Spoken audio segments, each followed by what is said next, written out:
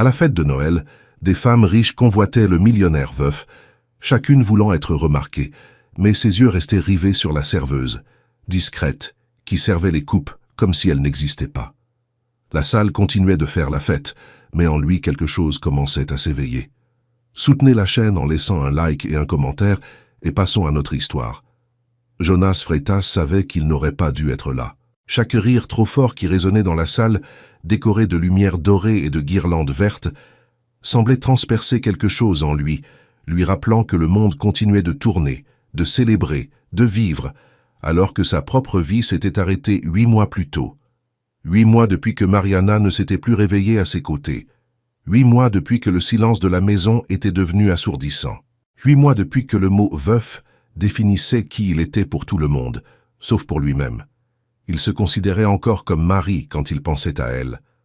L'invitation à la fête de Noël de l'association entrepreneuriale de São Paulo était arrivée quelques semaines plus tôt sur un papier luxueux avec des lettres en relief doré. Jonas avait failli la jeter à la poubelle, mais Osvaldo, son associé et seul ami qui osait encore le regarder dans les yeux, avait insisté en disant que ce serait bon pour les affaires.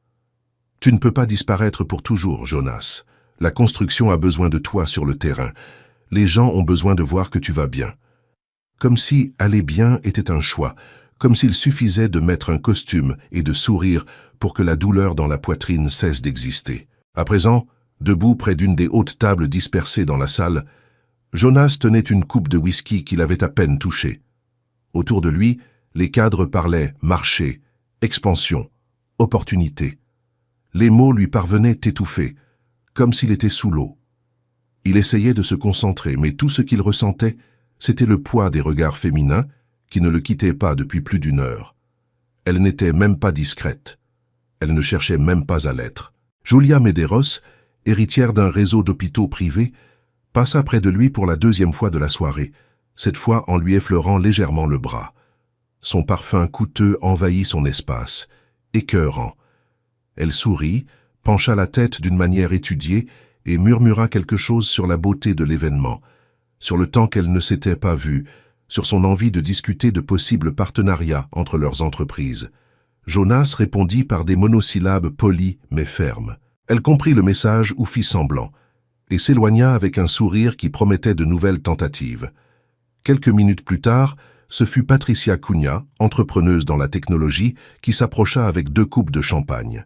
« Je me suis dit que tu avais peut-être besoin de compagnie », dit-elle en lui tendant l'une des coupes. Jonas remercia, mais ne la prit pas. Elle insista, parla de comprendre ce qu'il traversait, que le temps guérissait tout, que la vie était trop courte pour vivre dans le passé. Chaque mot sonnait faux, récité, comme appris devant un miroir. Jonas murmura qu'il devait passer un appel et s'éloigna avant qu'elle ne proteste. Il savait ce qu'elle voyait en le regardant. Ce n'était pas Jonas Freitas, l'homme qui se réveillait à 3 heures du matin en sueur, cherchant une présence qui ne serait plus jamais là. Ce n'était pas l'homme qui gardait encore le parfum de Mariana sur la table de nuit, juste pour sentir qu'elle n'était pas complètement partie. C'était Jonas Freitas, le millionnaire, propriétaire de Freitas Construção, l'un des noms les plus influents du secteur immobilier de l'État, et désormais veuf disponible, un trophée à conquérir. Aucune d'elles ne mentionnait Mariana, aucune ne demandait vraiment comment il allait. Son deuil n'était qu'un détail gênant, quelque chose que le temps et la bonne compagnie résoudraient. Jonas sentit son estomac se nouer. Il avait besoin de sortir de là, ne serait-ce que quelques minutes. Il posa sa coupe sur la table la plus proche et se dirigea vers la terrasse extérieure, loin des conversations vides et des regards calculateurs. L'air frais de décembre à São Paulo lui apporta un soulagement immédiat. La ville s'étendait illuminée en contrebas, des points de lumière jusqu'à perte de vue. Il posa les mains sur la rambarde en verre, ferma les yeux et tenta de trouver un peu de paix dans ce chaos intérieur. « Excusez-moi, monsieur. » La voix était douce, respectueuse, et venait de derrière lui. Jonas se retourna et vit une jeune femme en uniforme impeccable de serveuse de l'événement. Chemise blanche, gilet noir, petit nœud papillon. Elle tenait un plateau avec des coupes de vin rouge et d'eau gazeuse, mais ce qui attira l'attention de Jonas ne fut pas cela. Ce fut la façon dont elle resta à une distance respectueuse, sans envahir son espace. Le fait qu'elle ne sourit pas de manière forcée, qu'elle n'essaie pas de faire la conversation, qu'elle ne le regarde pas comme si elle évaluait sa valeur. Elle lui tendit simplement le plateau d'un geste discret. « Merci », dit Jonas en prenant une coupe d'eau. Il s'attendait à ce qu'elle s'éloigne aussitôt comme les autres serveurs, mais elle hésita une seconde, comme si elle allait dire quelque chose. Puis elle se contenta d'un léger signe de tête et se retourna pour regagner la salle. Mais Jonas remarqua quelque chose. Dans le reflet de la lumière dorée qui venait de l'intérieur, il vit que ses yeux étaient fatigués. Pas la fatigue ordinaire de quelqu'un qui travaille lors d'un long événement. Une fatigue plus profonde, plus proche de celle qu'il voyait dans le miroir chaque matin. Une fatigue de l'âme. Elle ne l'avait pas regardé, n'avait rien tenté, avait simplement fait son travail et était partie. Jonas reporta son regard sur la ville, mais désormais son esprit n'était plus dans la douleur qu'il portait, ni dans les femmes qu'il observait là-dedans, comme des vautours attendant le bon moment. Il était sur cette serveuse aux yeux fatigués, qui avait fait quelque chose que personne d'autre à cette fête n'avait fait. Elle l'avait traité comme un être humain. Il finit son eau, respira profondément et retourna dans la salle. Osvaldo le trouva presque immédiatement avec ce large sourire de celui qui vient de conclure une bonne affaire. « Mec, tu as disparu. Viens, il y a des gens qui veulent te parler. » Jonas se laissa entraîner dans le cercle des conversations d'affaires, mais ses yeux, presque malgré lui, se mirent à chercher la jeune femme au gilet noir parmi la foule. Il la trouva quelques minutes plus tard dans le coin opposé de la salle, servant des boissons à un groupe d'hommes d'affaires bruyants. Elle se déplaçait avec une efficacité silencieuse, toujours attentive, toujours professionnelle. Jonas l'observa sans se rendre compte qu'il l'observait. Il y avait quelque chose dans sa posture, dans la façon dont elle gardait une expression neutre, même quand l'un des hommes fit un commentaire qui la dérangea clairement, qui éveilla en lui une étrange curiosité. Qui était-elle? Pourquoi semblait-elle si loin de tout cela, alors qu'elle était au milieu? « Jonas, tu m'écoutes ?» La voix d'Osvaldo le ramena à la réalité. Il cligna des yeux, détournant le regard. « Désolé, qu'est-ce que tu disais ?» Osvaldo fronça les sourcils, suivant la direction du regard de son ami. « Mec, ça va ?» Jonas hocha la tête un peu trop vite. « Je suis juste distrait. » Osvaldo rit doucement. « Distrait, c'est peu dire. On dirait que tu as vu un fantôme. » Peut-être avait-il vu un fantôme. Peut-être avait-il vu quelque chose qui lui rappelait qu'il existait encore des gens dans ce monde qui ne voulaient rien prendre de lui. Des gens qui vivaient simplement, travaillaient, avançaient, sans arrière-pensée. La soirée traîna en longueur. Jonas circula entre les groupes, serra des mains, échangea des cartes, força des sourires polis, mais chaque fois qu'il le pouvait, ses yeux revenaient vers elle.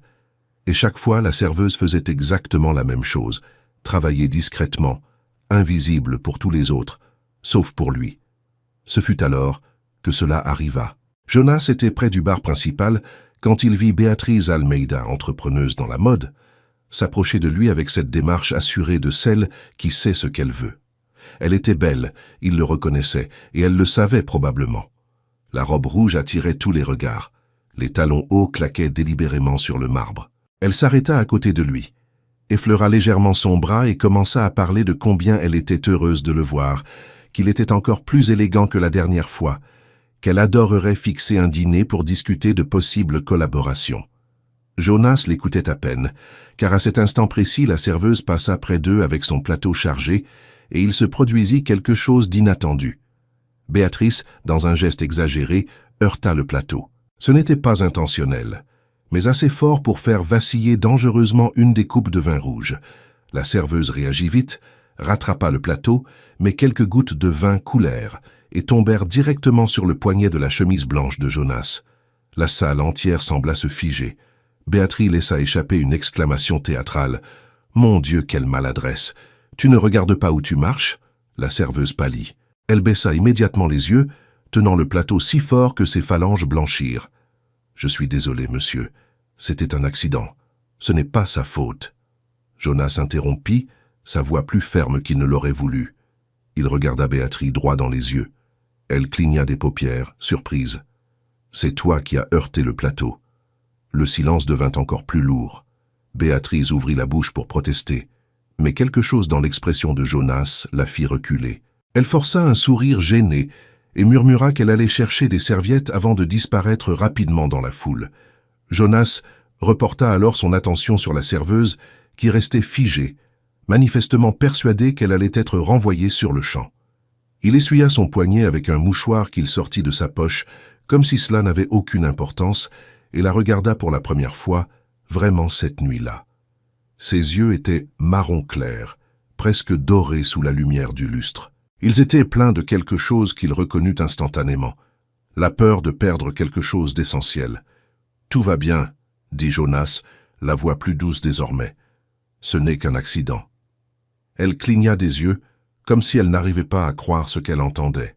« Je suis vraiment désolé, monsieur Freitas. » Elle savait qui il était. Bien sûr qu'elle savait. Tout le monde ici savait. « Pas besoin de t'excuser, » répondit-il. Et puis, sans bien comprendre pourquoi il faisait cela, il demanda « Quel est ton prénom ?» Elle hésita, surprise par la question. « Liliane, monsieur. Liliane Costa. » Jonas répéta son prénom lentement, comme pour le graver dans sa mémoire. « Merci pour l'eau, Liliane. C'était la meilleure chose que j'ai bue de la soirée. » Elle cligna encore des yeux, cette fois avec une lueur de confusion. Mais avant qu'elle ne puisse répondre, le responsable des serveurs apparut et l'appela d'un ton sec. Liliane s'éloigna rapidement, lançant un dernier regard incertain vers Jonas avant de disparaître dans la foule. Et Jonas resta là, tenant le mouchoir taché de vin avec la sensation étrange que quelque chose venait de changer. Il ne savait ni quoi ni comment, mais pour la première fois en 8 mois, il ressentait autre chose que de la douleur, de la curiosité, et peut-être, juste peut-être, un minuscule fil d'espoir. Liliane Costa sentit ses mains trembler tandis qu'elle s'éloignait de la salle principale, cherchant refuge temporairement dans la zone de service. Elle s'appuya contre le mur froid du couloir étroit, le plateau encore serré contre sa poitrine, et ferma les yeux un instant. Son cœur battait à tout rompre, pas seulement à cause de l'accident, mais à cause de quelque chose qu'elle n'arrivait pas à nommer complètement. Il l'avait défendu. Jonas Freitas, l'homme le plus riche de cette salle, avait regardé une femme d'affaires puissante dans les yeux et avait clairement dit que ce n'était pas la faute de la serveuse. Ça n'arrivait tout simplement pas dans le monde où vivait Liliane. Dans ce monde-là, les gens comme elle étaient invisibles jusqu'au moment où ils commettaient une erreur, et alors ils devenaient des cibles faciles pour l'humiliation publique. Mais Jonas Freitas ne l'avait pas humiliée. Au contraire, il lui avait demandé son prénom comme si elle était quelqu'un qui comptait. « Liliane !» La voix rauque de Geraldo, le responsable, coupa ses pensées comme une lame. Il s'approcha à grands pas, le visage rouge de colère contenue. « Qu'est-ce qui s'est passé là-bas? Tu as renversé du vin sur Jonas Freitas ?» Liliane déglutit, se redressant. « C'était un accident, Geraldo. La dame a heurté le plateau et... » « Je ne veux pas entendre d'excuses. » Geraldo siffla, baissant la voix juste assez pour que les autres employés qui passaient à presser avec leur plateau ne l'entendent pas. « Tu sais qui est cet homme? Tu sais combien coûte le costume qu'il porte? Probablement plus que ce que tu gagnes en 6 mois. » Liliane serra les lèvres, sentant la colère familière monter dans sa gorge. Colère d'être traitée comme si elle valait moins que les gens qu'elle servait. Colère de devoir baisser la tête et accepter parce qu'elle ne pouvait pas se permettre de perdre ce travail. La fac de pédagogie ne se paierait pas toute seule, et la facture d'électricité de la maison où elle vivait avec sa grand-mère était encore en retard. « Je sais, Geraldo, » répondit-elle, gardant la voix maîtrisée. « Mais lui-même a dit que tout allait bien, non? » « Je me fous de ce qu'il a dit. » Geraldo la coupa, croisant les bras. « Tu restes loin de la zone où il se trouve pour le reste de la soirée. Compris? Envoie Camilla ou Raphaël couvrir cette partie de la salle. Toi, tu restes en cuisine pour aider avec les plateaux. » Liliane sentit sa poitrine se serrer, mais elle acquiesça. Ça ne servait à rien de discuter. Ça ne servait jamais à rien. Elle donna son plateau à un collègue et se dirigea vers la cuisine, où la chaleur des fours et le bruit des casseroles étouffaient toute autre pensée. Pendant 2 heures, elle lava des verres, disposa des canapés sur des plateaux en argent et aida à monter les desserts qui seraient servis à la fin de la soirée.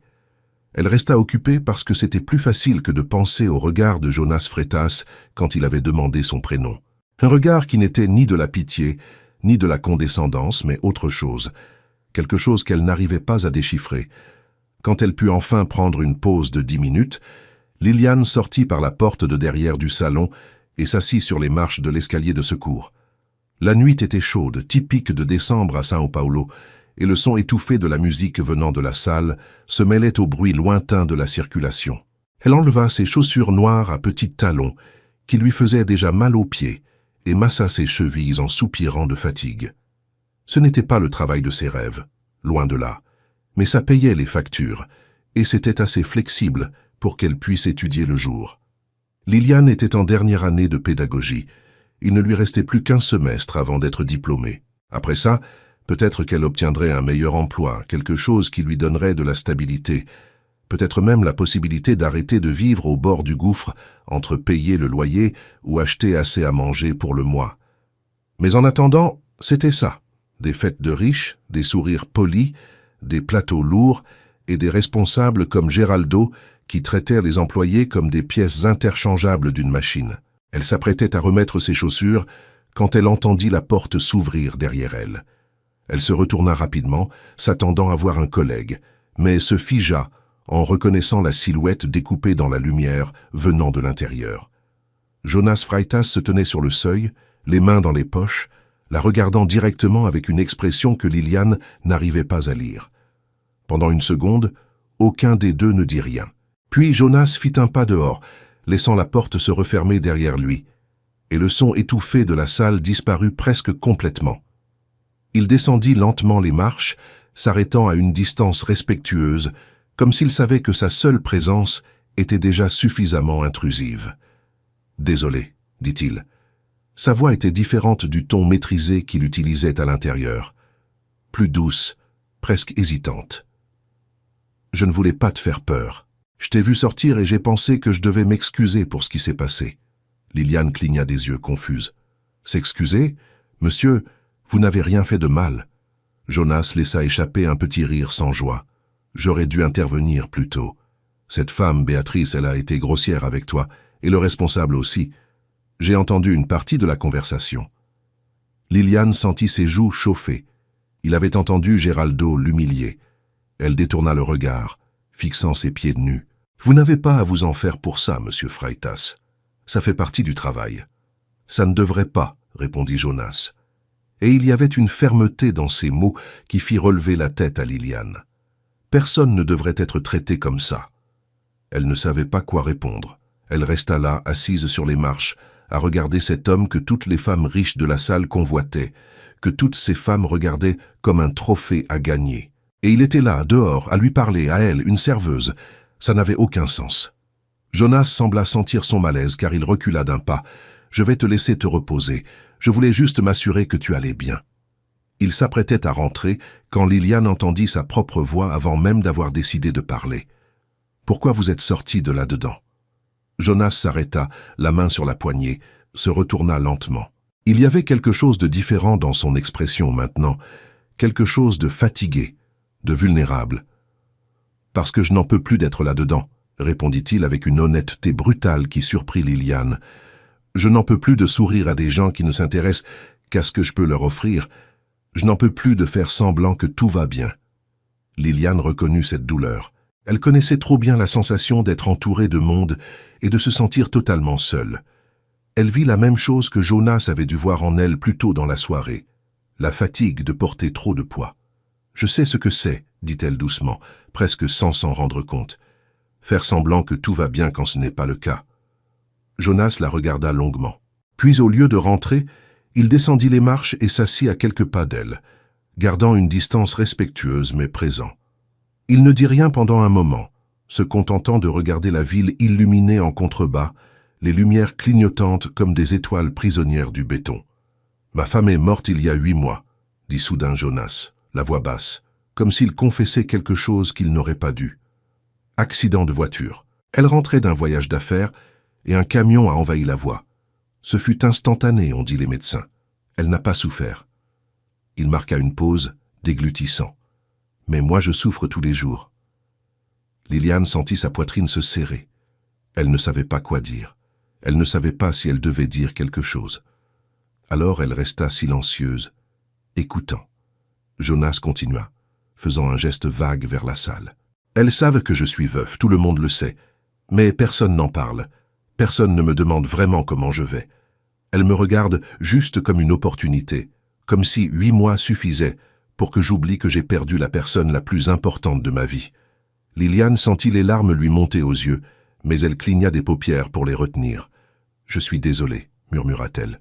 Vraiment désolé. » Jonas la regarda, et il y avait une surprise sincère dans ses yeux.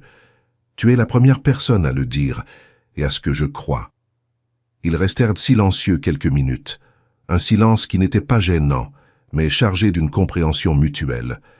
Liliane savait qu'elle devait retourner travailler, que Geraldo ferait une crise s'il la voyait là à parler avec Jonas Freitas, mais quelque chose la retenait dans cet instant. Peut-être la vulnérabilité de Jonas, ou peut-être le fait que, pour la première fois depuis longtemps, elle ne se sentait pas invisible. « Et toi ?» demanda Jonas, brisant le silence. « Qu'est-ce qui te fait faire semblant que tout va bien ?» Liliane hésita.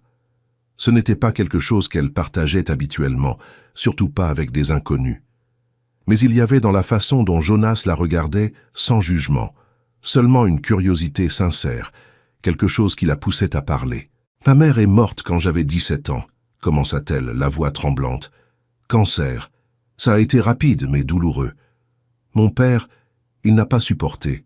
Il est parti un jour et n'est jamais revenu. Il m'a laissé avec ma grand-mère. » Elle inspira profondément. « Je travaille à 3 endroits différents pour payer la fac et aider à m'occuper d'elle. Et il y a des jours où je ne sais pas si je vais y arriver.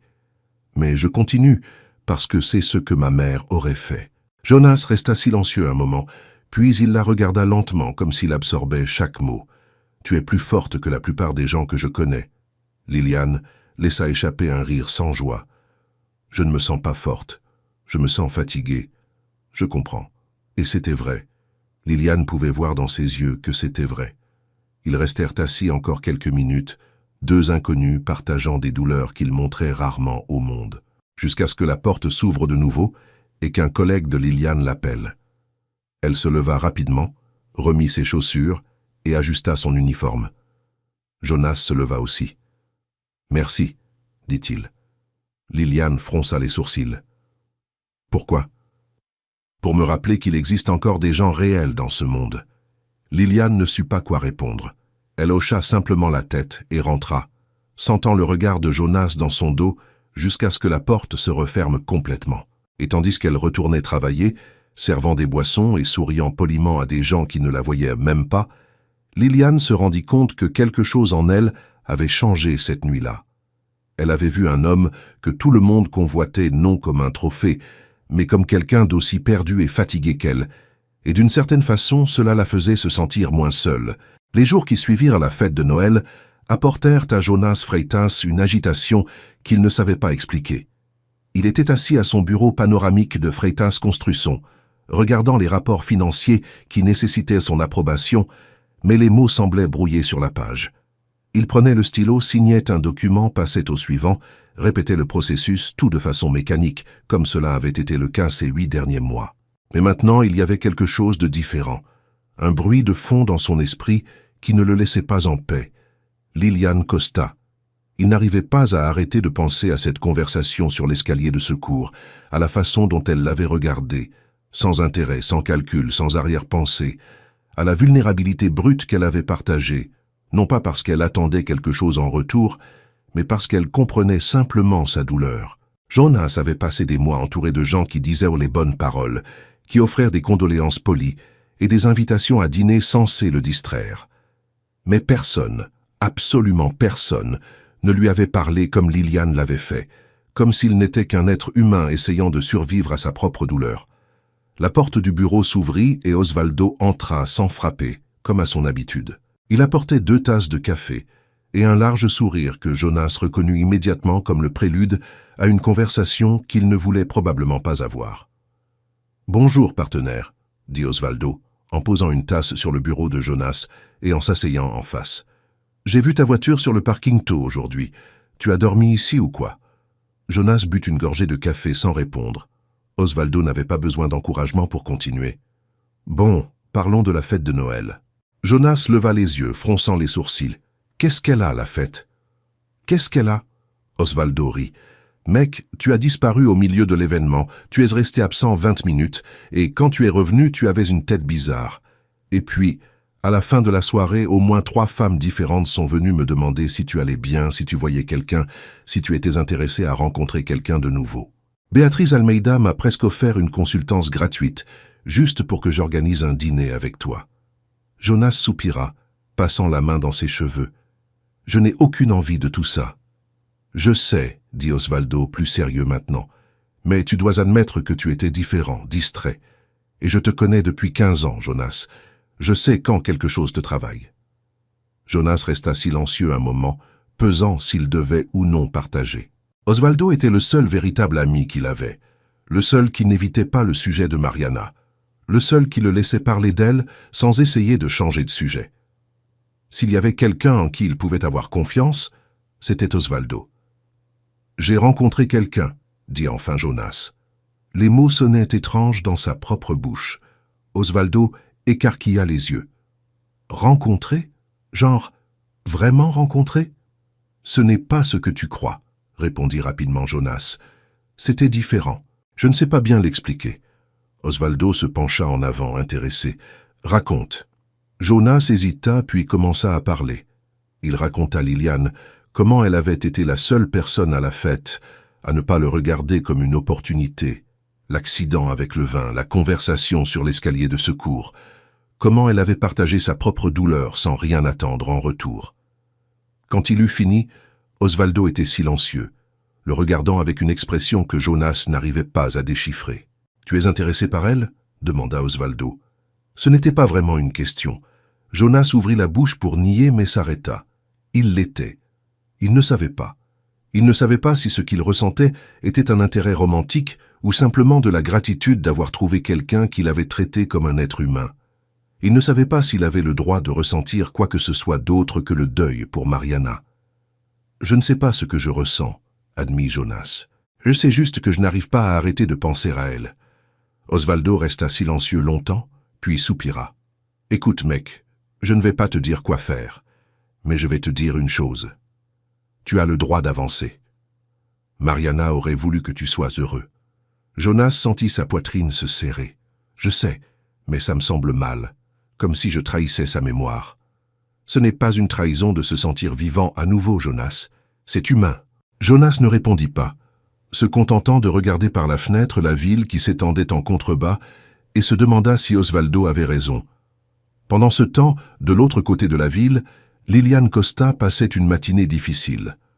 Le cours de didactique avait été particulièrement exigeant, avec un travail de groupe à rendre avant la fin de la semaine, et elle luttait pour trouver du temps au milieu de ses services. Après le cours, elle alla directement chez sa grand-mère, où elle passa 2 heures à aider la vieille dame à prendre son bain, à changer les draps et à préparer le déjeuner.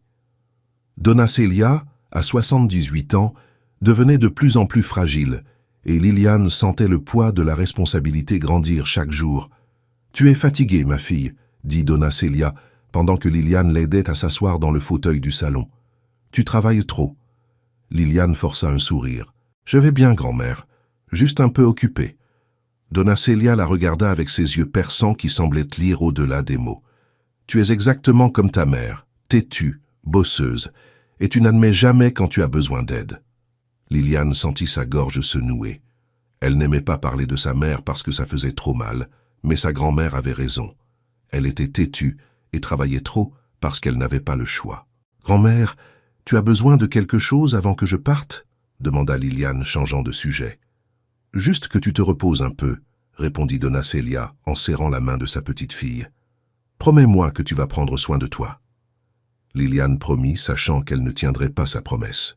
Plus tard, dans la soirée, Liliane était à son 2e emploi de la journée, serveuse dans un restaurant du centre-ville. L'endroit était animé, bruyant, et elle passait des heures debout à prendre des commandes et à servir les tables. Elle apportait un plat de pâtes à une famille quand elle entendit une voix familière. Liliane. Elle se retourna et sentit son cœur faire un bond. Jonas Freitas était là à l'entrée du restaurant, la regardant avec une expression de surprise sincère. Pendant une seconde, aucun des deux ne dit rien. Puis Liliane se souvint qu'elle tenait un plat chaud et finit de servir la table avant de s'approcher de lui. « Monsieur Freitas, dit-elle, essayant de garder une voix professionnelle bien que son cœur batte la chamade. « Bonsoir. Vous venez dîner ?» Jonas sembla hésiter comme s'il ne savait pas quoi dire. « Oui. Osvaldo m'a recommandé l'endroit. Il a dit que le risotto était bon. » Liliane hocha la tête et prit un menu. « Oui, c'est vrai. Je vais vous installer à une table. » Elle le conduisit à une table près de la fenêtre, loin du bruit principal du restaurant. Jonas s'assit mais ne prit pas le menu tout de suite. Au lieu de cela, il la regarda avec la même expression que sur l'escalier de secours, comme s'il essayait de comprendre quelque chose. « Tu travailles ici aussi ?» demanda-t-il, et il y avait une réelle surprise dans sa voix. Liliane hocha la tête sans développer. Elle ne voulait pas qu'il sache qu'elle travaillait à 3 endroits différents juste pour survivre. Elnebeiline ne voulait pas qu'il la voie comme quelqu'un digne de pitié. « Je vous laisse une minute pour regarder le menu », dit-elle rapidement, en s'éloignant avant qu'il ne puisse poser d'autres questions. Mais Jonas la rappela. « Liliane, attends. » Elle s'arrêta, se retournant lentement. « Assieds-toi avec moi, » dit-il. Ce n'était pas une ordre, presque une supplication. Liliane regarda autour d'elle. Le restaurant était plein, mais elle avait quelques minutes avant la prochaine tournée de commande. Contre son meilleur jugement, elle tira la chaise en face et s'assit, les mains sur les genoux. « Je n'ai pas arrêté de penser à notre conversation, » admit Jonas, la voix basse, « et je voulais te remercier d'avoir été honnête avec moi, de ne pas avoir fait semblant de comprendre quand tu ne comprenais pas. » Liliane ne savait pas quoi répondre, alors elle hocha simplement la tête. « Je sais que ça peut paraître bizarre, » continua Jonas, « mais j'aimerais te connaître mieux, pas forcément de façon romantique, juste comme quelqu'un qui comprend. » Liliane sentit sa poitrine se serrer. Elle voulait dire oui. Elle voulait dire qu'elle non plus n'avait pas arrêté de penser à cette conversation, qu'elle avait vu en lui quelque chose qui l'avait fait se sentir moins seule. Mais elle savait que c'était dangereux. Les gens comme Jonas Freitas n'appartenaient pas à son monde, et elle ne pouvait pas se permettre de se faire des illusions. « Monsieur Freitas » commença-t-elle, mais il l'interrompit. « Jonas. Appelle-moi Jonas. » Liliane inspira profondément. « Jonas, je te remercie vraiment, mais je ne pense pas que ce soit une bonne idée. Nos vies sont très différentes. Je n'appartiens pas à ton monde. » Jonas la regarda longuement. Puis il se pencha en avant, la voix ferme. « Je ne veux pas que tu appartiennes à mon monde. Je veux juste te connaître, toi, la vraie personne, pas la serveuse, pas l'étudiante. Toi. » Liliane sentit les larmes lui monter aux yeux, mais elle les refoula. Personne ne lui avait jamais parlé comme ça.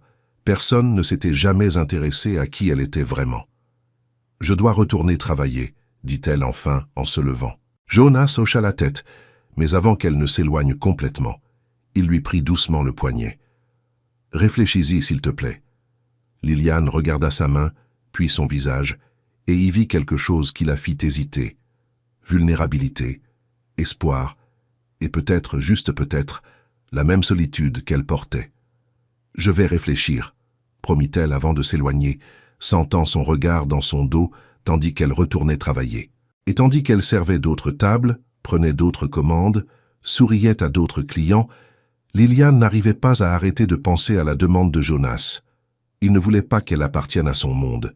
Il voulait juste la connaître, elle.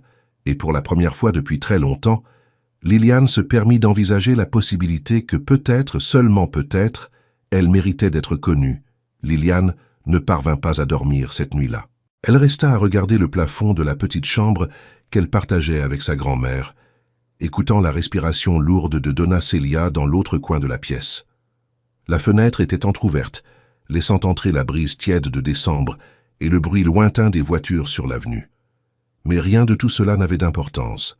Son esprit était complètement occupé par la conversation au restaurant, par les mots de Jonas qui résonnaient comme un disque rayé. « Je veux juste te connaître, toi, la vraie personne. » Personne ne lui avait jamais dit ça. Personne ne s'était jamais soucié de regarder au-delà de la surface, au-delà de la serveuse qui apportait les boissons, au-delà de l'étudiante qui luttait pour finir ses études, au-delà de la petite fille qui prenait soin d'une vieille dame. Pour tout le monde, Liliane n'était qu'une fonction, un rôle qu'elle jouait. Mais Jonas voulait connaître la personne derrière tout ça, et cela l'effrayait, parce qu'elle ne savait pas si elle avait quelque chose d'intéressant à offrir. Elle se tourna dans le lit, tirant la mince couverture jusqu'au menton. C'était dangereux. Elle le savait. Les gens comme Jonas Freitas vivaient dans une réalité complètement différente. Il avait probablement plus d'argent sur son compte que Liliane n'enverrait de toute sa vie. Il fréquentait des fêtes dans des salons luxueux pendant qu'elle y servait les boissons. Comment cela pourrait-il fonctionner? Comment pouvait-elle seulement envisager de laisser quelqu'un comme lui entrer dans sa vie? Mais en même temps, il y avait quelque chose dans la façon dont il l'avait regardée, quelque chose dans la vulnérabilité qu'il avait partagée sur cet escalier de secours qui la faisait vouloir croire que peut-être, seulement peut-être, c'était différent, qu'il était différent. Liliane finit par s'endormir peu avant l'aube, et quand elle se réveilla quelques heures plus tard, elle se sentit le corps lourd d'épuisement. Elle avait cours à 8 heures, puis devait passer chez sa grand-mère pour préparer le déjeuner, et le soir, un autre service au restaurant. Il n'y avait pas de temps pour penser à Jonas Freitas. Il n'y avait pas de place dans sa vie déjà trop chargée pour envisager ce qu'il lui offrait. Mais malgré tout, elle pensa à lui toute la journée. Jonas, de son côté, n'arrivait pas non plus à chasser Liliane de son esprit. Après avoir dîné seul au restaurant, observant sa façon efficace et silencieuse de travailler qui le fascinait, il rentra chez lui et resta éveillé tard, assis sur la terrasse avec un verre de whisky qu'il toucha à peine. La maison était trop silencieuse, trop vide. C'était une mansion dans l'un des quartiers les plus chics de São Paulo, avec 6 chambres, une piscine qu'il n'utilisait jamais et un jardin impeccablement entretenu par des jardiniers qu'il voyait rarement.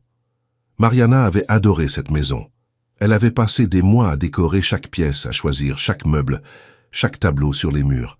Maintenant, tout cela ressemblait à un musée, un lieu rempli de souvenirs qu'il ne savait ni garder ni oublier. Il prit son téléphone, ouvrit WhatsApp et resta à regarder l'écran vide. Il n'avait pas le numéro de Liliane. Il n'avait aucun moyen de la contacter, sauf en revenant au restaurant. Et même s'il l'avait, que dirait-il? « Salut, c'est moi, le mec riche qui est apparu de nulle part et qui t'a demandé de mieux le connaître », sonnait ridicule même dans sa propre tête. Osvaldo avait raison sur une chose. Il était intéressé par elle, mais ce n'était pas le genre d'intérêt qu'il avait ressenti pour Mariana au début. Ce n'était pas cette passion écrasante, ce désir d'être toujours ensemble. C'était quelque chose de plus doux, de plus silencieux. C'était la reconnaissance d'une âme qui comprenait sa douleur parce qu'elle portait la sienne. La curiosité sincère de savoir qui elle était quand elle ne servait pas, n'étudiait pas, ne s'occupait pas de sa grand-mère. L'envie d'être près de quelqu'un qui ne voulait rien de lui à part de l'honnêteté. Mais Jonas savait aussi qu'il devait y aller doucement. Liliane avait clairement montré qu'elle était hésitante, qu'elle ne pensait pas appartenir à son monde, et elle avait raison d'être prudente. Jonas connaissait beaucoup d'hommes comme lui, des hommes riches qui s'engageaient avec des femmes d'autres classes sociales et traitaient cela comme un passe-temps, quelque chose de jetable. Il ne voulait pas être ce genre d'homme. Il ne voulait pas que Liliane pense qu'il la voyait ainsi. Alors il décida d'attendre. Il décida que si quelque chose devait se passer entre eux, cela devrait être à son rythme à elle, pas au sien. 2 jours plus tard, Liliane était à la bibliothèque de la fac, essayant de finir le travail de didactique qui était déjà en retard. Son groupe ne s'était réuni qu'une fois, et elle avait fini par faire la majeure partie de la recherche parce qu'elle était la seule à prendre le travail au sérieux. Elle était si concentrée sur les livres étalés sur la table qu'elle n'entendit presque pas quand quelqu'un tira la chaise à côté d'elle. « Désolé de te déranger. » Liliane leva les yeux et sentit son cœur faire un bond. Jonas était là en jeans et chemise simple à boutons, complètement hors contexte dans cet environnement universitaire. Il semblait déplacé, mais en même temps déterminé. « Jonas », murmura Liliane, regardant autour pour s'assurer que personne ne faisait attention. « Qu'est-ce que tu fais ici ?»« Je sais que j'ai dit que j'attendrais que tu réfléchisses, » commença Jonas, la voix basse, « mais je n'ai pas pu. Il fallait que je te revoie. » Liliane sentit son visage chauffer. « Comment tu m'as trouvé ?»« J'ai demandé au restaurant où tu étudiais, » admit Jonas, l'air un peu gêné. « Je sais que ça peut paraître bizarre, mais je ne savais pas comment te contacter autrement. » Liliane ne savait pas si elle devait être agacée ou touchée par le geste. « Jonas, je suis en plein travail important. Je ne peux pas... » « Je sais. » Il l'interrompit. « Et je ne vais pas te prendre ton temps. Je voulais juste te donner ça. » Et il posa une carte sur la table, Une carte simple avec seulement un numéro de téléphone écrit à la main. C'est mon portable personnel. Si tu décides que tu veux parler, que tu veux mieux me connaître, appelle-moi. Si tu ne veux pas, ça va. Je respecterai ta décision. Liliane regarda la carte puis lui. Et si je n'appelle pas? Jonas esquissa un sourire triste. Alors je comprendrais que ce n'était pas censé être. Mais il fallait que j'essaie parce que ça fait longtemps que je n'ai pas eu envie de vraiment connaître quelqu'un. Et toi? Tu m'as fait ressentir ça à nouveau. Liliane sentit sa poitrine se serrer. Elle voulait dire tant de choses, mais ne trouvait pas les mots. Alors elle prit simplement la carte, la tenant entre ses doigts, comme si elle était fragile. « Merci », dit-elle enfin. Jonas hocha la tête en se levant. « Bonne chance pour le travail ». Et puis il partit, laissant Liliane seule avec la carte et un tourbillon d'émotions qu'elle ne savait pas gérer. Ce soir-là, après avoir fini son service au restaurant, Liliane rentra chez elle épuisée. Donna Célia dormait déjà, alors elle prit une douche rapide, enfila un vieux pyjama et se jeta sur le lit. Elle resta à regarder la carte que Jonas lui avait donnée, la faisant tourner entre ses doigts. Elle était si simple, juste un numéro, mais elle représentait quelque chose de bien plus grand. Elle représentait la possibilité de laisser quelqu'un entrer dans sa vie, de se permettre d'être vulnérable, de risquer d'être blessé. Liliane avait passé tellement de temps à construire des murs autour d'elle, à se protéger de tout ce qui pourrait déséquilibrer le fragile équilibre qu'elle maintenait. Elle ne pouvait pas se permettre de se laisser distraire, de tomber amoureuse, de se perdre dans quelqu'un. Elle avait des responsabilités, sa grand-mère, la fac, des factures à payer. Il n'y avait pas de place pour le romance dans sa vie. Mais en même temps, elle était si fatiguée d'être seule, si fatiguée de tout porter sur ses épaules, sans avoir quelqu'un avec qui partager le poids. Et Jonas offrait exactement cela. Quelqu'un qui comprenait, qui ne jugeait pas, qui voulait juste être là. Liliane prit son téléphone, regarda la carte et, avant de pouvoir changer d'avis, tapa le numéro. Elle resta à regarder l'écran pendant de longues minutes, le doigt suspendu au-dessus du bouton d'envoi. Puis, inspirant profondément, elle écrivit un message simple. « Salut, c'est Liliane. » Elle envoya avant de pouvoir se raviser et resta à fixer l'écran, le cœur battant à tout rompre. Elle ne s'attendait pas à une réponse immédiate. Il était presque minuit. Il dormait probablement. Mais moins d'une minute plus tard, son téléphone vibra. « Salut Liliane, merci de m'avoir donné cette chance. » Elle sourit sans s'en rendre compte et tapa en retour. « Je ne sais pas ce que je fais, mais j'ai envie d'essayer de te connaître aussi. » La réponse arriva vite. « Alors on va y aller doucement, à ton rythme, sans pression. » Liliane sentit quelque chose se dénouer dans sa poitrine, comme si un nœud serré depuis des années commençait enfin à se relâcher. Elle ne savait pas ce qui allait suivre. Elle ne savait pas si cela marcherait, si c'était une bonne idée ou la pire décision qu'elle ait jamais prise. Mais pour la première fois depuis longtemps, elle se permit d'avoir de l'espoir. L'espoir que peut-être elle n'aurait plus à tout porter seule. L'espoir qu'il y avait peut-être de la place dans sa vie pour quelque chose d'autre que la survie. L'espoir que peut-être, seulement peut-être, elle méritait d'être heureuse. Et tandis qu'elle échangeait des messages avec Jonas jusqu'au bout de la nuit, parlant de choses simples et banales, Liliane se rendit compte que ce n'était pas une question de monde différent ou de classe sociale, c'était l'histoire de deux personnes qui avaient trouvé au milieu de leur propre douleur une connexion qu'aucun des deux ne cherchait, mais dont tous les deux avaient désespérément besoin. Et peut-être que cela suffisait. Peut-être que c'était le début de quelque chose de vrai. Les semaines qui suivirent apportèrent un changement subtil mais significatif dans la vie de Liliane et Jonas. Ils commencèrent à se parler tous les jours. Des messages échangés entre les pauses travail d'elle et les réunions de lui. Ce n'étaient pas toujours des conversations profondes ou élaborées. Parfois Jonas envoyait une photo du coucher de soleil depuis la fenêtre de son bureau avec une légende simple. « Je t'ai pensé en voyant ça ». D'autres fois, Liliane envoyait un audio pour se plaindre d'un client difficile au restaurant, et Jonas répondait avec des mots d'encouragement qui la faisaient sourire même au milieu de la fatigue. Ils ne s'étaient toujours pas revus en personne depuis le jour à la bibliothèque.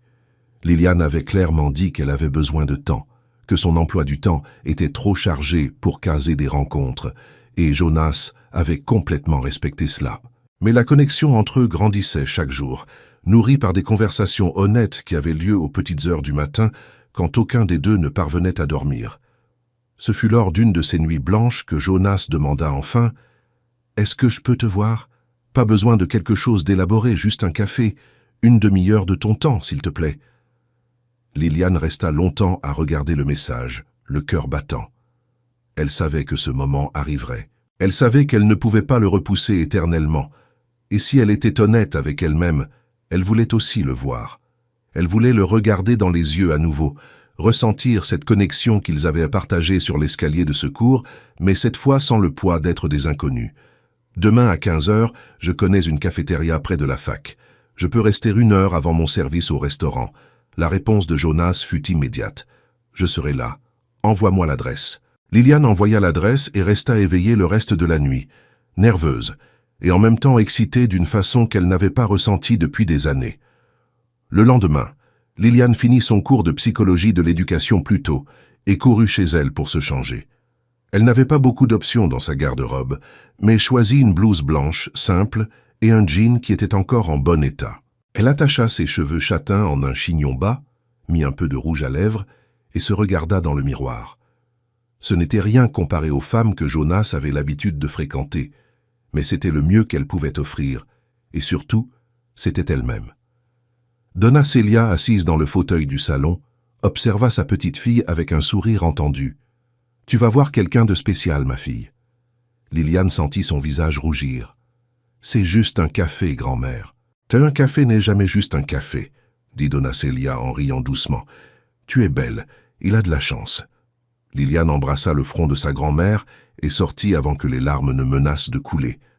Donna Célia avait ce don de dire des choses simples qui touchaient trop profondément.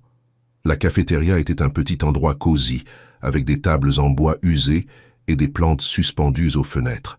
Liliane arriva 5 minutes en avance et choisit une table dans le coin, loin de l'agitation de l'entrée. Elle commanda un café noir et attendit, les mains entrelacées sur la table, pour cacher leur tremblement. Jonas arriva pile à 15 heures. Liliane le vit par la fenêtre avant qu'il n'entre et sentit son cœur faire un bond. Il était différent de l'homme en costume impeccable de la fête de Noël. Il portait un jean foncé, une chemise en lin bleu clair aux manches retroussées jusqu'au coude et des baskets décontractées. Ses cheveux étaient légèrement ébouriffés, comme s'il y avait passé la main plusieurs fois. Et quand ses yeux rencontrèrent les siens à travers la vitre, le sourire qui illumina son visage fut si sincère que Liliane sentit quelque chose se réchauffer dans sa poitrine. Il entra, marcha jusqu'à la table et s'arrêta 1 seconde, comme s'il absorbait sa présence. Puis il s'assit, toujours souriant. « Salut », dit-il, et sa voix était plus douce que dans le souvenir de Liliane. « Salut », répondit-elle, sentant ses joues rosir. Ils restèrent silencieux un moment, juste à se regarder, puis ils rirent ensemble, brisant la tension. « Désolé, dit Jonas, oh, je suis nerveux. »« Toi » demanda Liliane, surprise. « Pourquoi ?»« Parce que ça fait longtemps que je ne fais plus ça, » admit Jonas. « Et parce que toi tu me rends nerveux, dans le bon sens. » Liliane sentit son cœur s'accélérer. « Moi aussi je suis nerveuse. » Jonas commanda un café et un pain au fromage, et pendant quelques minutes, ils parlèrent de choses simples. Liliane raconta son cours de psychologie, comment elle était impatiente de finir la fac, et enfin commencer à travailler comme enseignante. Jonas parla d'un nouveau projet de la société, un partenariat avec une coopérative de jeunes architectes qui voulait créer des espaces communautaires accessibles. Liliane remarqua que quand Jonas parlait travail, il y avait une passion sincère, quelque chose qui allait bien au-delà de l'argent ou du statut. Il se souciait vraiment de ce qu'il faisait. « Mariana disait toujours que je travaillais trop », dit soudain Jonas et Liliane vit l'ombre passer dans ses yeux. Elle avait raison. J'ai perdu tellement de moments avec elle parce que je pensais qu'il y aurait toujours un après. Et puis, il n'y en a plus eu. Liliane tendit la main sur la table, effleurant la sienne. Je sais ce que c'est de vivre avec des regrets. Ma mère est partie si vite qu'on a à peine eu le temps de se dire au revoir, et mon père, il n'a simplement pas supporté de rester. J'ai passé des années à me culpabiliser, à penser que si j'avais été meilleure, plus forte, il ne serait pas parti. Jonas retourna sa main, entremêlant ses doigts aux siens. « Ce n'était pas ta faute, jamais. »« Ah, je le sais maintenant, » dit doucement Liliane, « mais ça a pris longtemps pour l'accepter. Ils restèrent comme ça un moment, mains entrelacées sur la table, et Liliane sentit quelque chose se solidifier entre eux. Ce n'était pas une passion brûlante ou un désir écrasant, c'était quelque chose de plus profond, de plus stable. C'était de la confiance, de la compréhension, la certitude qu'à cet instant, il n'était pas seul. « Liliane, » dit Jonas, la voix hésitante. « Je ne veux rien précipiter, mais il faut que tu saches que ça, ce qu'on est en train de construire, c'est important pour moi. Tu es importante pour moi. » Liliane sentit ses yeux piquer, mais elle sourit. « Toi aussi, tu es important pour moi, Jonas, et ça me fait peur, parce que je ne sais pas comment te faire une place dans ma vie. J'ai à peine du temps pour moi. Alors laisse-moi m'insérer dans les interstices que tu as, » dit Jonas en serrant sa main. « Pas besoin que ce soit grand, pas besoin que ce soit parfait, juste que ce soit vrai. » Liliane ne put répondre, la gorge nouée, et à cet instant, assise dans une simple cafétéria avec un homme qui pouvait tout avoir dans le monde, mais qui choisissait d'être là avec elle, Liliane se rendit compte qu'elle commençait peut-être à tomber amoureuse. L'heure passa beaucoup trop vite. Quand Liliane regarda l'horloge, il était déjà 16h15 et elle devait être au restaurant dans une demi-heure. Jonas insista pour payer l'addition et cette fois elle ne protesta pas. Ils sortirent ensemble, marchant lentement sur le trottoir. « Je peux t'emmener au travail ?» proposa Jonas en montrant la voiture garée dans la rue. Liliane hésita. Elle ne voulait pas qu'il la voie arriver au restaurant dans une voiture de luxe. Elle ne voulait pas que ses collègues posent des questions ou tirent des conclusions. Mais en même temps, elle voulait prolonger cet instant le plus possible. « D'accord, » dit-elle enfin, « mais dépose-moi à un pâté de maison, je ne veux pas attirer l'attention. » Jonas fronça les sourcils, mais ne discuta pas. Ils montèrent en voiture et Liliane remarqua que c'était le même modèle qu'elle voyait dans les magazines, tout en cuir et technologie intégrée. Mais Jonas conduisait de façon détendue, comme si ce n'était qu'une voiture et rien de plus. Pendant le trajet, ils parlèrent des projets de la semaine. Jonas avait une réunion importante le jeudi et Liliane devait rendre son travail de didactique le vendredi. Ils se mirent d'accord pour s'écrire le soir, comme toujours. Quand Jonas arrêta la voiture un pâté de maison avant le restaurant, il se tourna vers elle. « Merci pour aujourd'hui. Sérieusement, tu as rendu ma journée meilleure. » Liliane sourit. « La mienne aussi. » Elle s'apprêtait à sortir quand Jonas la rappela. « Liliane. »« Oui. »« Je veux faire ça bien. Je veux t'emmener dîner pour de vrai. Pas juste un café entre deux services. Je veux te connaître sans chronomètre. Tu serais partante ?» Liliane sentit sa poitrine se serrer d'une bonne façon. « J'adorerais, mais seulement si c'est dans un endroit simple. Rien de restaurant chic ou d'endroit où je me sentirais déplacée. » Jonas rit. « Marché conclu, simple et honnête comme nous. » Liliane sortit de la voiture le cœur léger et marcha jusqu'au restaurant, un sourire obstiné sur le visage. Elle ne savait pas ce que l'avenir réservait, ne savait pas si cela marcherait ou si cela finirait en douleur. Mais pour la première fois, elle était prête à prendre le risque, parce que Jonas ne la faisait pas se sentir petite ou insignifiante. Il la faisait se sentir vue, et cela valait toutes les peurs. Ce soir-là, tandis qu'elle servait les tables et nettoyait les verres, Liliane se surprit à penser à Jonas, et quand son téléphone vibra avec un message de lui, « Tu me manques déjà », elle répondit sans hésiter, « Toi aussi ». Et ce fut à cet instant que Liliane comprit qu'elle était vraiment tombée amoureuse. Non pas de sa fortune, non pas de son statut ou de ce qu'il pouvait lui offrir, mais de l'homme qui avait peur d'être seul, qui portait sa propre douleur, qui avait choisi de la voir quand le monde entier l'ignorait. Et peut-être, seulement peut-être, qu'il tombait amoureux d'elle aussi, de la serveuse qui travaillait trop, qui luttait chaque jour pour survivre, mais qui avait encore le courage de sourire. Ce genre d'amour, réalisa Liliane, valait la peine de tout risquer. Le dîner que Jonas avait promis eut lieu dans une petite pizzeria du quartier de la Lapa, un endroit que Liliane connaissait depuis l'enfance et qui servait les meilleures pizzas à la mozzarella de la ville. Jonas arriva en jean et t-shirt, complètement à l'aise, et quand ils goûtèrent la première part ensemble, il déclara avec sincérité que c'était le meilleur endroit où il avait jamais mangé. Il n'y avait ni formalité ni prétention, juste eux deux à parler pendant des heures, à rire d'histoires bêtes, à partager la dernière part comme de vieux amis. Ce fut cette nuit-là que Jonas découvrit un morceau du monde de Liliane, et il ne recula pas, au contraire, il demanda à en voir davantage. 2 semaines plus tard, Liliane accepta enfin de le présenter à Donna Célia. Elle était nerveuse, inquiète de ce que sa grand-mère penserait, de ce que Jonas penserait de la maison simple où elle vivait, du quartier modeste, de la réalité brute de sa vie. Mais Jonas entra dans la maison, comme si c'était l'endroit le plus important du monde. Il salua Donna Célia avec un respect sincère et passa tout l'après-midi à écouter les histoires que la vieille dame racontait sur sa petite-fille. Et quand Donna Célia demanda sans détour si ses intentions étaient sérieuses, Jonas la regarda droit dans les yeux et répondit « Oui, madame.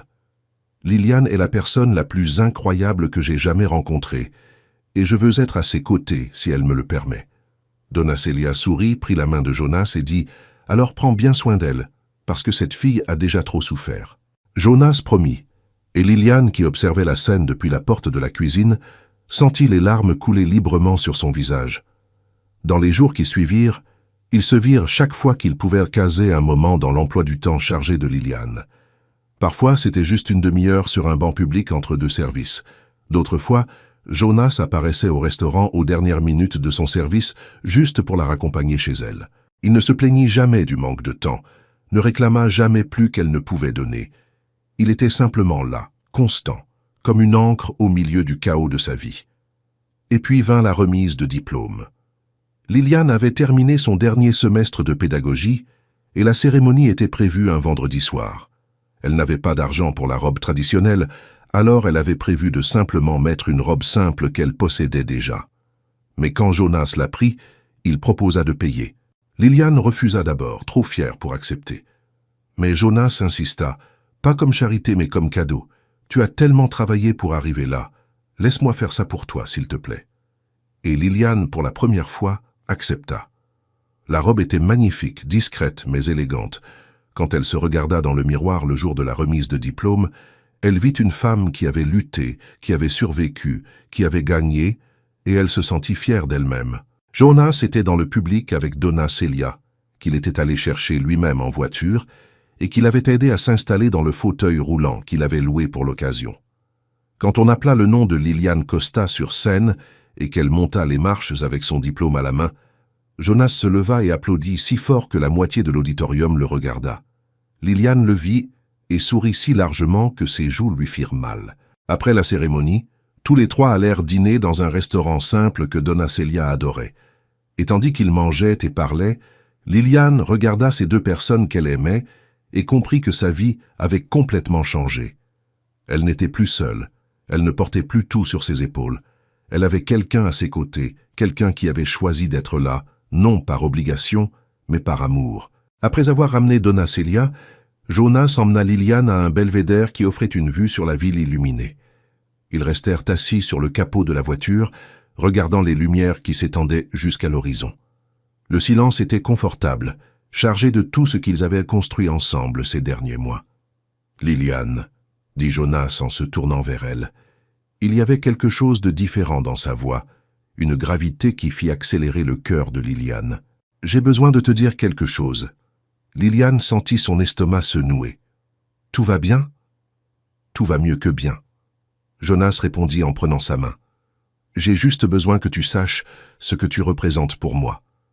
Quand Mariana est morte, j'ai cru être mort avec elle. J'ai cru que je ne ressentirais plus jamais rien d'autre que la douleur. Mais ensuite, je t'ai rencontré et tu m'as rappelé que j'étais encore vivant, que je pouvais encore ressentir, encore aimer, encore être heureux. Et je sais que c'est tôt. Je sais qu'on construit ça lentement, mais je ne peux plus me taire. Je t'aime, Liliane. » Liliane sentit les larmes couler, mais cette fois c'étaient des larmes de pur bonheur. « Moi aussi je t'aime, Jonas, tellement que ça me fait peur. » Jonas sourit, la tira vers lui et l'embrassa. Ce fut un baiser doux, chargé de promesses, d'espoir, de tout ce qu'ils étaient devenus ensemble. Et quand ils se séparèrent, Liliane posa son front contre le sien et murmura « Merci de m'avoir vu, de m'avoir choisi. »« Merci de m'avoir laissé entrer, » répondit Jonas. Ils restèrent là des heures, à parler de l'avenir. Liliane venait de recevoir une proposition pour travailler comme enseignante dans une école municipale. Elle était excitée à l'idée de enfin faire ce qu'elle aimait. Jonas raconta qu'il pensait ralentir au travail, déléguer plus de responsabilités. pour avoir plus de temps pour les choses qui comptaient vraiment, pour les personnes qui comptaient vraiment. Je veux être présent dans ta vie, dit Jonas. Je ne veux pas manquer des moments importants parce que je suis trop occupé. J'ai appris ça de la pire des façons. Je ne commettrai pas la même erreur 2 fois. Liliane serra sa main. On va construire ça ensemble, à notre façon, à notre rythme. Jonas hocha la tête. À notre rythme. Quand ils rentrèrent enfin chez Liliane, il était déjà plus de minuit. Jonas sortit de la voiture pour la raccompagner jusqu'à la porte, comme il le faisait toujours.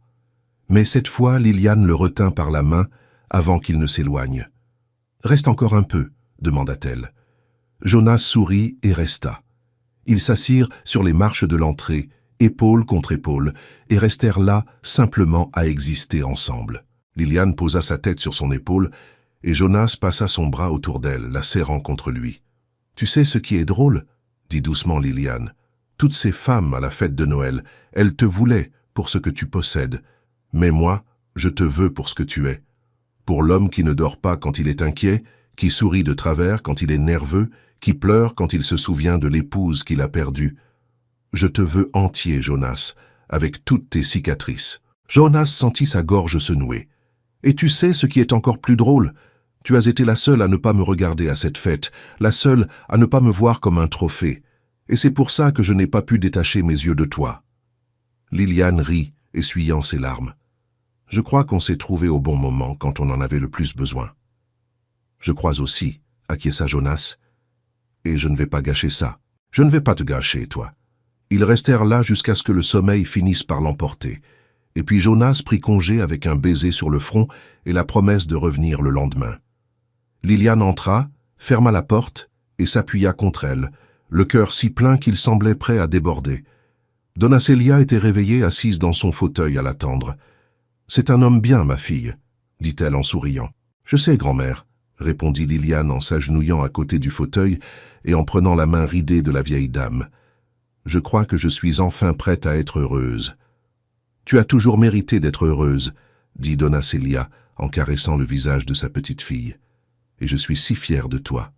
Ta mère le serait aussi. » Liliane pleura dans les bras de sa grand-mère, mais c'était des larmes de soulagement, de gratitude, de tout ce qu'elle avait retenu si longtemps. Et quand elle se calma enfin, elle aida Donna Célia à se coucher et se mit au lit à son tour regardant le plafond avec un sourire sur le visage. Sa vie était encore difficile. Elle avait encore des factures à payer, encore des responsabilités, encore des jours où la fatigue était presque insupportable. Mais maintenant, elle avait quelque chose qu'elle n'avait pas avant. Elle avait de l'amour. Elle avait quelqu'un qui avait choisi d'être à ses côtés, non parce qu'il le devait, mais parce qu'il le voulait, et cela faisait toute la différence. Le lendemain, Jonas arriva avec le petit déjeuner et des fleurs. Ils passèrent la matinée avec Donna Célia, à écouter ses histoires, à rire ensemble.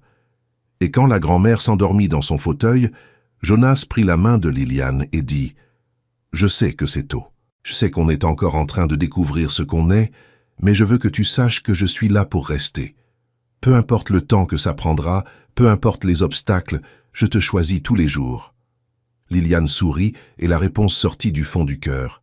« Et moi je te choisis, toi. » Et à cet instant, assise dans le salon simple d'une maison modeste, avec l'homme qu'elle aimait à ses côtés et sa grand-mère endormie paisiblement, Liliane comprit qu'elle avait trouvé ce qu'elle avait cherché toute sa vie, sans le savoir. Elle avait trouvé un foyer, pas dans un lieu, mais dans une personne. Et Jonas avait trouvé la même chose en elle. Ils ne savaient pas ce que l'avenir leur réservait.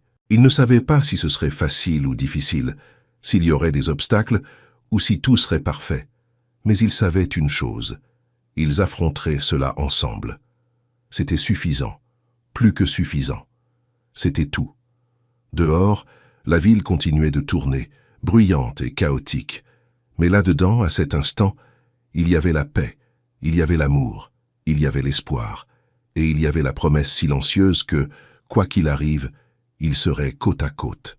Parce que certaines personnes n'entrent pas dans notre vie pour passer, elles entrent pour rester.